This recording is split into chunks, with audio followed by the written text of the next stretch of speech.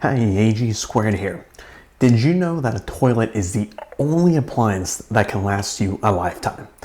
Although this is true, the parts that make a toilet work do need to be replaced at some point.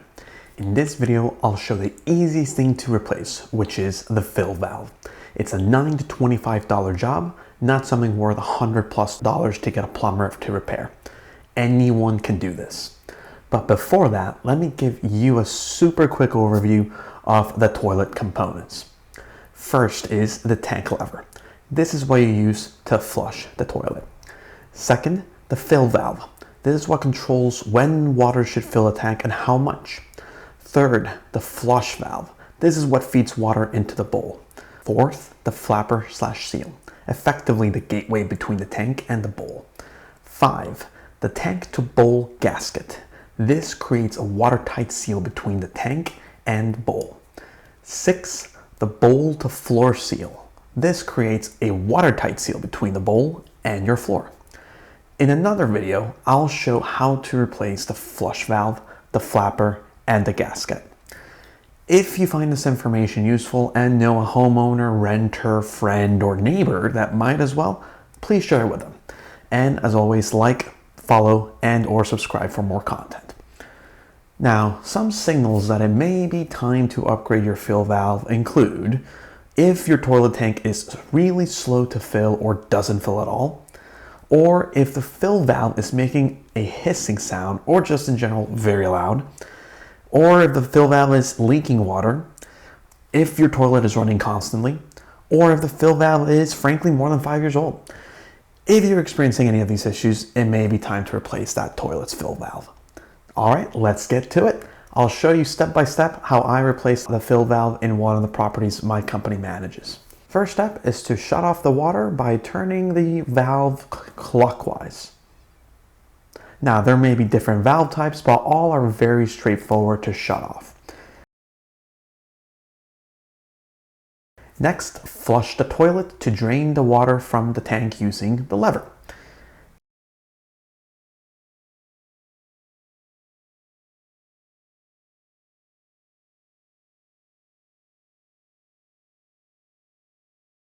Now, if you have a shop vac, you'll be able to remove all the water from the tank. But you may not, and that's okay. Instead, simply put a bowl or container underneath here to catch the water like I am. Next, we need to disconnect the water supply line from the tank by unscrewing it counterclockwise. Now, there will be water in the line, so once you remove it, you may want to have some cloths or towels to clean up any water that splashes outside the container. Next, turn the supply line upside down to fully drain any water left inside. Now, this is an important place to keep an eye on.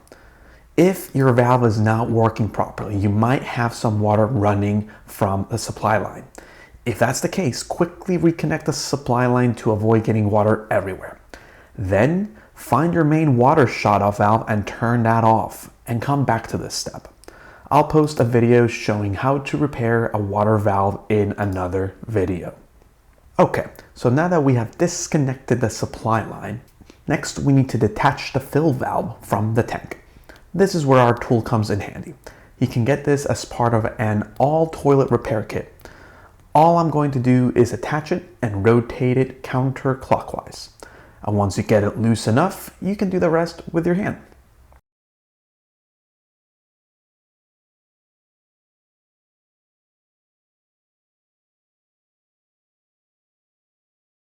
Once removed, we can now remove the fill valve. But first, make sure to detach the hose from the drain valve.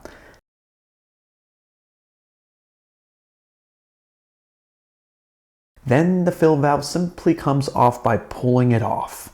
There goes the water. And that is why we have the container down there. This is the new fill valve I'll be installing. Let's open the box and show you what we got. You can see we've just got 4 things in the box. Very simple. We've got the hose, which we're going to connect to the fill valve, and then we're going to attach the other side of the hose into this clipper. Once the hose is connected to the clip, the clip gets attached to the drain valve. Now, earlier in the video, we showed us loosening this nut to remove the fill valve. Here's a new one.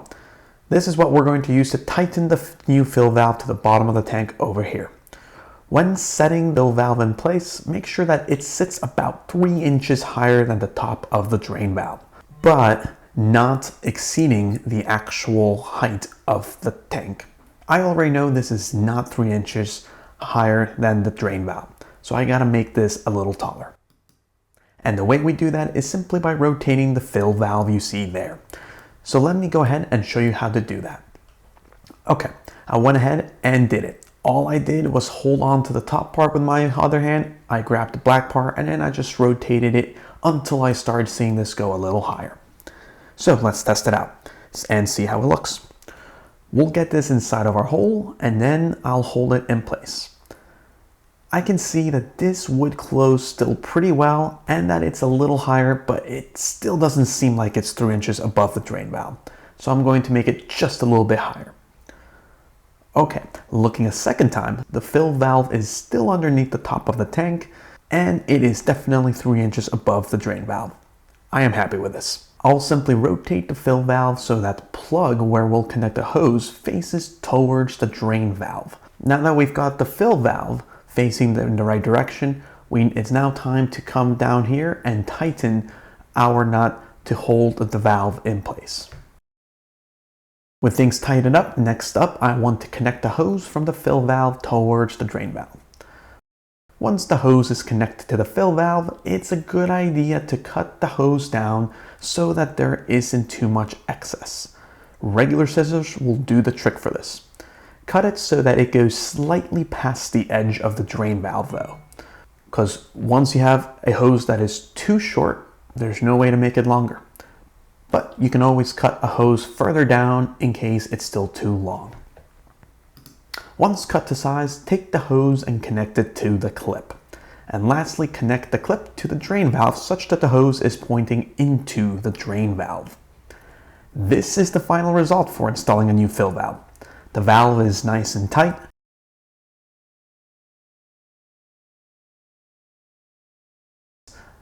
Next, we're going to reconnect the water supply line to the tank. Only hand tighten. If over tightened with a tool, the watertight seal washer will break and cause leaks.